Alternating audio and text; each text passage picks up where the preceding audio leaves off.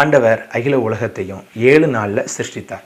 இந்த சிருஷ்டிப்பு சம்பவத்தை எளிதாக எப்படி மனதில் வைத்துக் கொள்ளலாம் என்பதை இந்த வீடியோவில் பார்க்கலாம்.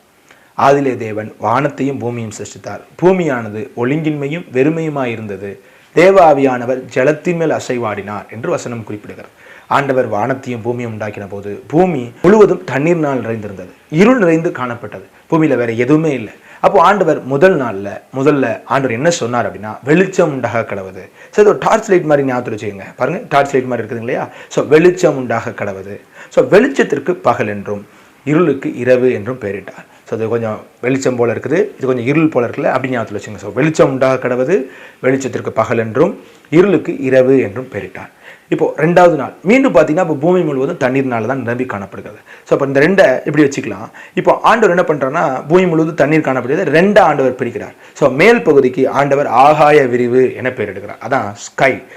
3வது நாள் பார்த்தீங்கன்னா மீண்டும் பூமி முழுவதும் தண்ணீர் நிரம்பி காணப்படுகிறது. இப்போ இந்த தண்ணீர் எல்லாம் ஆண்டவர் ஒரு பக்கமாக சேர்க்கிறார். ஸோ 3வது நாள் 3 காரியங்கள் ஞாபகத்தில் வச்சுங்க. 1 கடல், தரை, தாவரம். ஸோ 3வது நாள் கடல், தரை, தாவரம், 3 காரியங்கள்.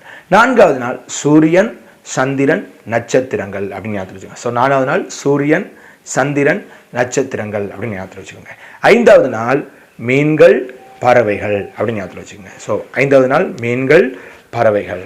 6வது நாள் மிருகங்கள், மனிதர்கள் அப்படின்னு ஞாபகத்தில் வச்சுக்கலாம். 6வது நாள் மிருகங்கள், மனிதர்கள். 7வது நாள் கர்த்தர் ஓய்ந்திருந்தார். இது எல்லாவற்றையும் கண்டு நல்லது என ஆண்டவர் கண்டார்.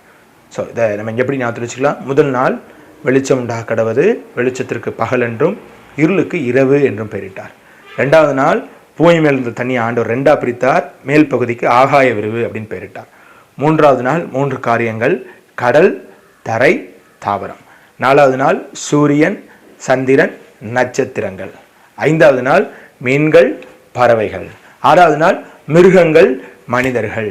7வது நாள் ஆண்டவர் ஓய்ந்திருந்தார். இதுதான் சிருஷ்டிப்பின் சம்பவங்கள். இது உங்களுக்கு பிரயோஜனமாக இருந்திருக்கும் அப்படின்னு நான் நினைக்கிறேன். வேதாகமத்தை கற்றுக்கொள்ளணும் அப்படின்னு விரும்புகிற உங்கள் நண்பர்களுக்கும் இதை ஷேர் பண்ணுங்கள், லைக் பண்ணுங்கள், கமெண்ட் பண்ணுங்கள். நாம் சேர்ந்து கற்றுக்கொள்வோம். கர்த்தர் நமக்கு கிருபை செய்வாராக. ஆமென். Praise the Lord.